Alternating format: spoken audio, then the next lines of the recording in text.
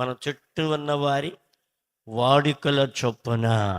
అయ్యో అది పెట్టాలండి, ఇది పెట్టాలండి, అది కట్టాలండి, ఏంటి అన్నీ అసలు వాడే వచ్చి ముందు నిలబడి చూస్తాడు అన్నీ. ఇక నీకు గీలి ఏర్పడద్ది, గీలి అన్నమాట. చూడండి, వాడు కనీసం ఎవడైనా బాగోటం లేదు, లెగవటం లేదు, ఆసుపత్రికి వెళ్తున్నా, అసలు వాళ్ళ దగ్గర డబ్బులు ఉండయో లేవో, ఈ 1000 రూపాయలు తీసుకెళ్ళి వాళ్ళ చేతిలో పెడదామని వాడు ఎవడన్నా ఉంటాడా?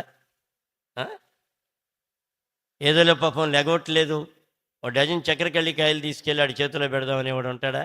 ఉండడు. చచ్చినప్పుడు మాత్రం బాగా పోతులు కోసి వాడికి దిట్టంగా పెడితే 2 కాయలు బిగిచ్చి తోలుతా ఉంటాడు రోడ్డు మీద. మూర్ఖుడు. ఎంత మూర్ఖుడాడు?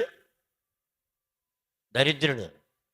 వాడికి ఇంట్లో కూడు బెటర్ పెళ్ళాం, అందుకని ఇట్లాంటి కూడికి ఎదురు చూస్తూ ఉంటాడు వాడు దరిద్రుడు. వీడి కూడు దొరకదు ఇంట్లో, వీడి భార్య వీడి మాట ఎందో, అందుకని ఆ కూడు కావాలి వీడికి.